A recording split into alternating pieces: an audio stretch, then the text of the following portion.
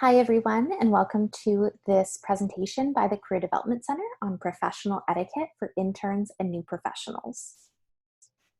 When you are starting a new position, whether it be an internship or a job, there are a number of things that you can do to ensure that you are starting off on the right foot and that others will view you as a professional.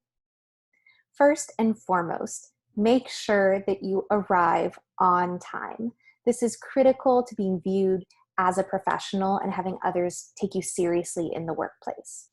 Also, when possible, it's good to be willing to stay late. You don't need to stay late all the time, but if there is a particular project that you're working on that has a tight deadline, it can be good to demonstrate to your employer that you are willing to put in extra time. As a new employee or a new intern, you also want to make an effort to say hello to others and introduce yourself. Sometimes that can feel a bit intimidating when you're the new person, but I encourage you to challenge yourself to reach out to others because it makes a really good first impression and it'll just help you get to know others more quickly. You also want to try to pay attention to office norms. Different workplaces operate in different ways. So, for example, in one workplace, it might be customary for people to go up to someone's office door, even if it's closed, and knock to see if they're there.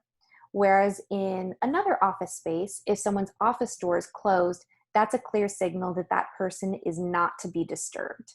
So always try to pay attention, be observant, and when in doubt, ask a coworker or another intern to see if they have information. You always just want to try to kind of go with the flow, especially as a new employee. It's also great to make sure that you are taking the time to thank others who help you get adjusted to your new work setting.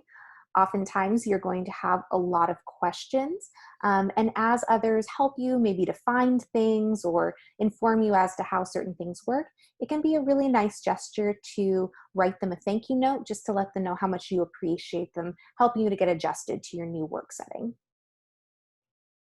It's also important to show respect for shared spaces and items.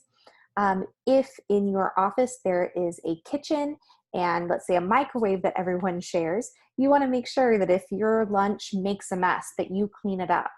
If there is a shredder that everyone uses and it's full, you want to be sure to empty it. You want to go out of your way to try to show respect and take care of those shared spaces and items. And lastly, you want to be mindful of others' work styles. Maybe you are someone who is on the chatty side, and maybe you enjoy listening to music while you work. That may not work for everyone else. So I always recommend checking in with others to see what works best for them if maybe you're in a shared space.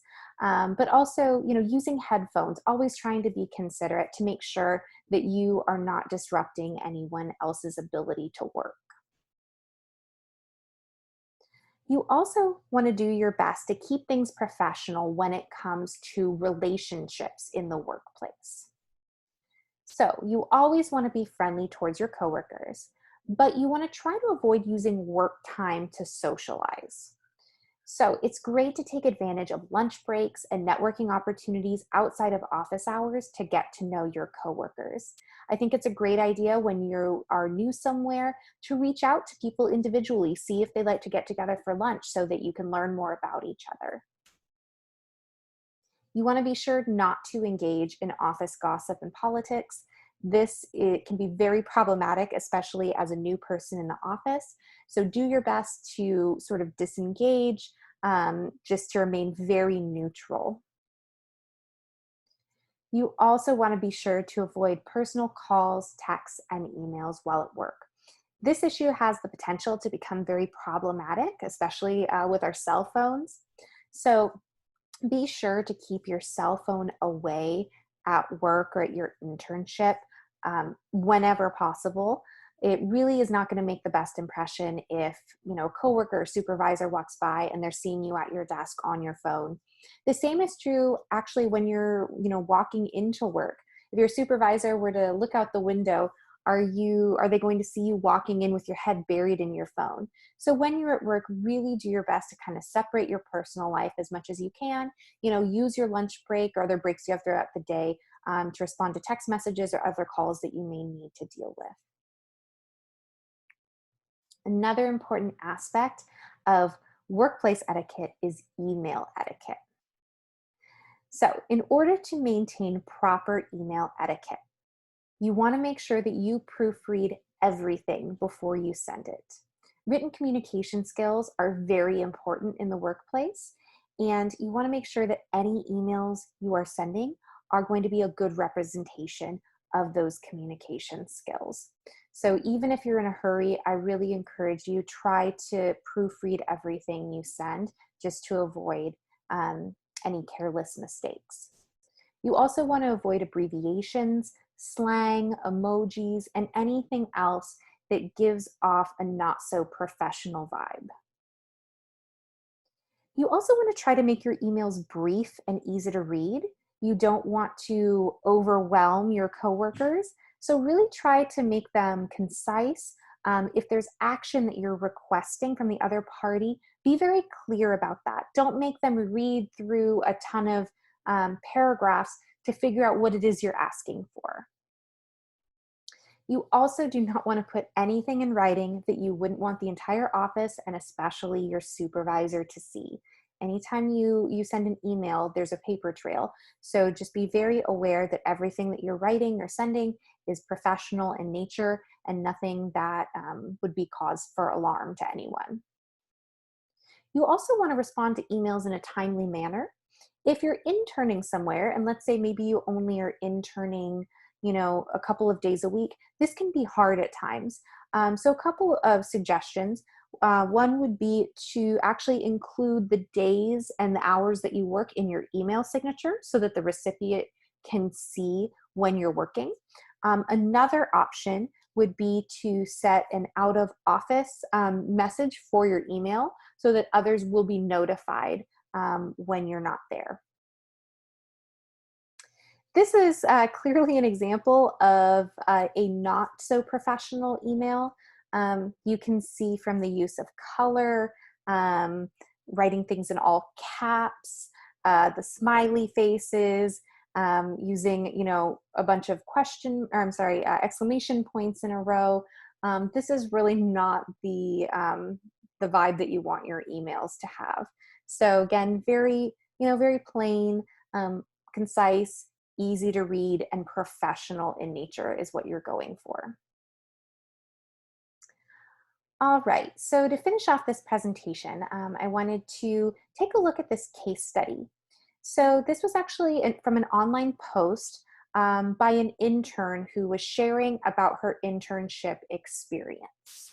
So she says, I was able to get a summer internship at a company that does work in the industry I want to work in after I graduate. Even though the division I was hired to work in doesn't deal with clients or customers, there still was a very strict dress code. I felt the dress code was overly strict, but I wasn't going to say anything until I noticed one of the workers always wore running shoes, even though they were contrary to the dress code. I spoke with my manager about being allowed some leeway under the dress code and was told this was not possible, despite the other person being allowed to do it. I soon found out that many of the other interns felt the same way, and the ones who asked their managers about it were told the same thing as me. We decided to write a proposal stating why we should be allowed some leeway under the dress code. We accompanied the proposal with a petition signed by all of the interns except for one who declined to sign it, and gave it to our managers to consider. Our proposal requested that we also be allowed to wear non-dress shoes that would fit under a more business casual dress code. It was mostly about the footwear, but we also incorporated a request that we not have to wear suits and or blazers in favor of a more casual but still professional dress code. So take a moment to think about this, this intern's experience. Do you agree with the actions that these interns took? Do you think that this was professionally appropriate for them as interns? So now we will see what the outcome of this was. The next day, all of us who signed the petition were called into a meeting where we thought our proposal would be discussed. Instead, we were informed that due to our unprofessional behavior, we were being let go from our internships. We were told to hand in our ID badges and to gather our things and leave the property ASAP. We were shocked. The proposal was written professionally, like examples I've learned about in school, and our arguments were thought out and well reasoned. We weren't even given a chance to discuss it.